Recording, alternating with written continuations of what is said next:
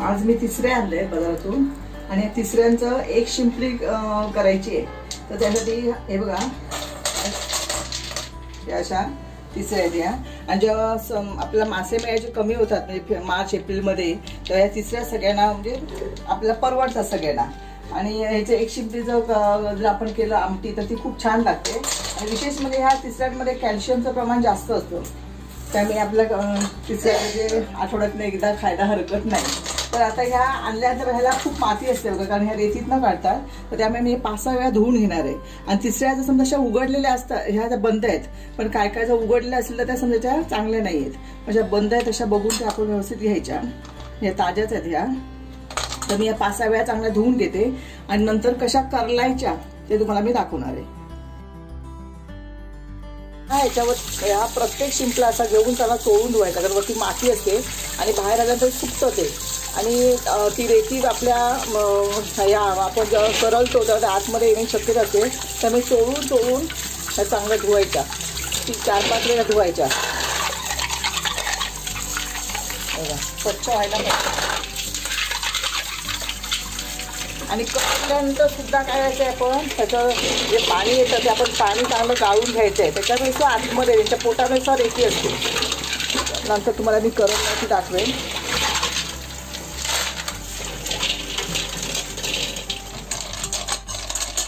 हे बघा, त्या करताना काय करायचं, हा जो भाग आहे ना इकडचा बंद टिकून असा विळीवर हे बघा असं करून घ्यायचं.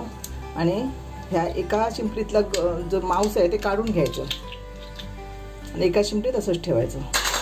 आता हे बघा तुम्ही ह्याच्यात पण बघा दिसतं तुम्हाला रेती असते खाली. आता हे काय ह्या शिंपल्या अशा काढून घ्यायच्या, ते मांस आहे ते पुस्तक काढून घ्यायचं. आणि हे पाणी नंतर काढायचं निथळून वरचंच पाणी काढून घ्यायचं. हां, तर आपण काय ह्याला थोडीशी कसरत आहे थोडीशी करायची, म्हणजे व्यवस्थित आहे. नाही तर मग कारण आहे रेती दाताखाली खाताना लागते. त्यासाठी आपण पहिल्यांदा सगळ्या अशा शिंपल्या ह्या पद्धतीने करलून घेऊया. ह्याला करलणे असं म्हणतात. हे विळीवरती कापून बरोबर हे ह्याच्या मध्यावर धरायची विळी ह्या, आणि ते 2 भाग करायचे बघा असे. आणि एका शिंपलीतला गर आहे तो काढून घ्यायचा आपण असं संपूर्ण काढून घ्यायचं असं. आणि चविष्ट लागतं हे शिजल्यानंतर. काय काय लोक शिजवताना याच्यामध्ये बटाटे पण घालतात, पण बटाटे घातले की बटाट्याची चव येते.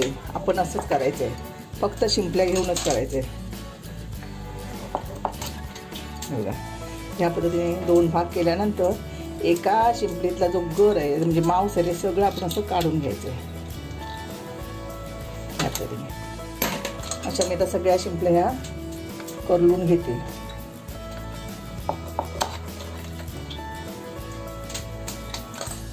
त्या शिंपल्या आहेत ना ह्या अशा स्वच्छ धुतल्या, आता मग अशा धुतल्याप्रमाणे धुवायच्या आणि त्या उकडत ठेवायच्या. आणि उकडल्यानंतर आपोआप ह्या ज्याची तोंडं उघडतात आणि त्यातलं मांस आहे ते बाहेर येतो. आणि मग हे मांस आहे ते सगळं एकत्र म्हणजे करून वाटप घालून त्याचं सुद्धा काय करतात, त्याची तिखलं करतात. त्याची चव वेगळी येते. एक शिंपली चव वेगळी, म्हणजे आपण ते तशा प्रकारे करू शकतो. जर हे जमत नसेल करलायचं तर आपण सरळ आणून स्वच्छ धुवून किती 2 मिनिटाचा वाफ दिली की लगेच त्याची तोंडं उघडतात त्या शिंपल्यांची. आणि त्या पद्धतीने आपल्याला ह्या शिंपल्यांचं म्हणजे तिसऱ्यांचं सुकं असं चटणी करता येते त्याची. तर आपण तशा प्रकारचं करू शकतो, ह्या एक शिंपीने करू शकतो. पण ह्याला जरा करताना थोडीशी तारेवरची कसरत करायला लागते, कारण हे काय काय शिंपले तोंडं उघडतच नाहीत. मग ती जरा दगडाने हलवून नंतर उघडावी लागतात. मी बघते आता मला कशी काय जमतायत ती करलायला. आता ह्या पद्धतीने मी सगळ्या शिंपल्या त्या करलून घेते. आता हे सगळ्या करलून घेतले. काय काय ह्या 2ही शिंपल्या ठेवल्या आहेत, कारण वेगवेगळ्या त्यातलं सगळं मांस निघत आहे म्हणून. आणि नंतर आता हे मी काय करणार आहे, ह्याच्या गाळूनवरती शिंपल्या ह्या काढणार आहे. हे कसं कशासाठी करायचं, तर त्यात जी रेती आहे ती रेती खाली राहील. आणि नंतर रेतीचं पाणी जे आता शिल्लक राहणार आहे ते आपण एकदम शांत संथ ठेवायचं. आणि नंतर अलगद वरचंच फक्त पाणी आपण गाळून घ्यायचं, कारण त्याची चव वेगळी असते म्हणून. हे पहिल्यांदा असं गाळून घ्यायचं सगळं. मांस पण आहे त्याच्यामध्ये कुठे कुठे ते.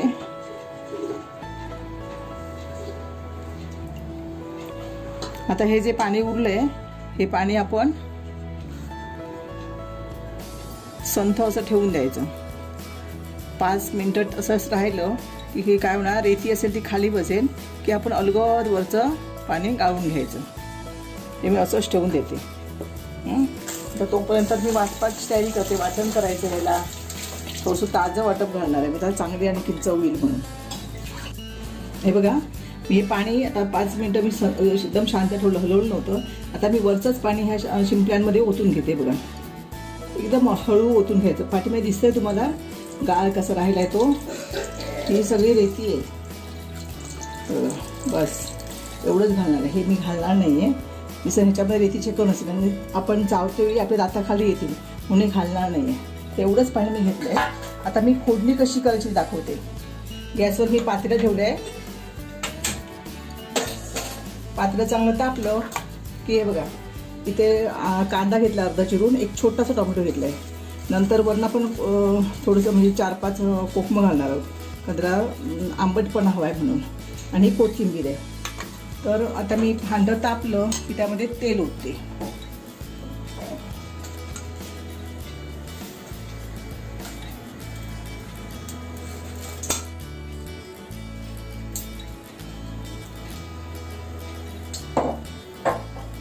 दोन चमचे तेल घातलंय.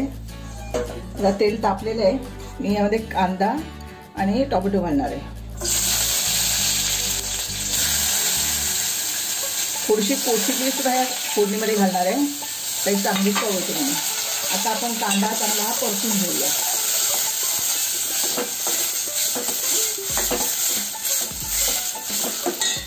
आलं लसूण वाटपात घातलेलं आहे, त्यामुळे वेगळं नाही का आलं लसूण घालणार नाही आहे. कांदा टोमॅटो परतून घेते. आता थोडीशी हळद घालते.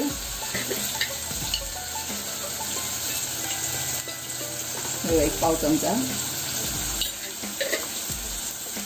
नंतर आमचा नेहमीचा मालवणी मसाला. आता वर्ष झालंय मसाला केल्यानंतर त्याचा थोडासा रंग उडालेला आहे. मी थोडीशी कलर येण्यासाठी मिरची पावडर घालणार आहे. फक्त मिरची पावडर. बेडगी मिरची आणून ती कुटून ठेवली आणि तिचा हा मसाला मिरची पावडर केली फक्त. तर ही कलर येण्यासाठी मी अर्धा चमचा मिरची पावडर घातली. आता हे चांगलं आपण ह्याला लावून घेऊया. आणि आमचं मालवणी वाटप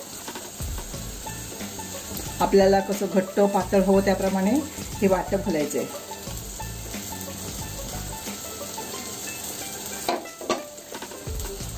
हे पण चांगलं परतून घ्यायचं.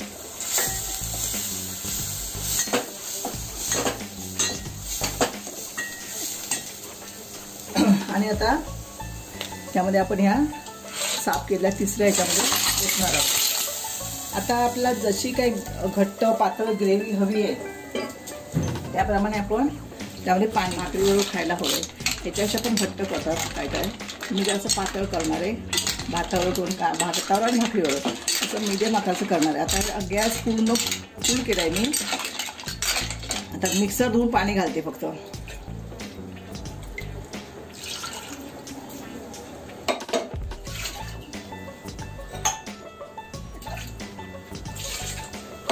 आणि चवीप्रमाणे मीठ थोडं कमी घालायचं, कारण ह्या समुद्राच्या थोडंसं खारटपणा असतो. पण थोडंसं कमी मीठ घालणार आहे. आणि नंतर चव बघून वाटलं तर मीठ घालणार आहे.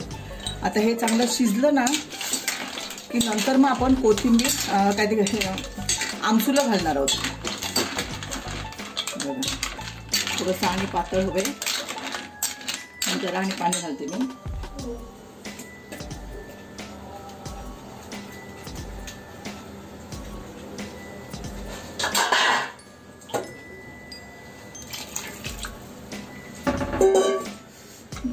बघा आताच आमटीला किती छान रंग आलाय तो. आणि शिजल्यावर त्याला आणखीन रंग येईल. तर आता मी याच्यावरती झाकण ठेवून हे चांगलं 10 मिनिटं शिजू देते. 10 मिनिटांनंतर आता आपलं तिसऱ्यांचं कालवण हे तयार झालेलं आहे. झणझणीत असं आणि अस्सल कोकणी तिसऱ्याचं कालवण हे आता तयार झालेलं आहे। तर हा व्हिडिओ तुम्हाला आवडला असेल तर व्हिडिओ नक्की लाईक करा, चॅनलला सबस्क्राईब करा आणि हा व्हिडिओ तुमच्या मित्रपरिवाराबरोबर जास्तीत जास्त शेअर पण करा। धन्यवाद।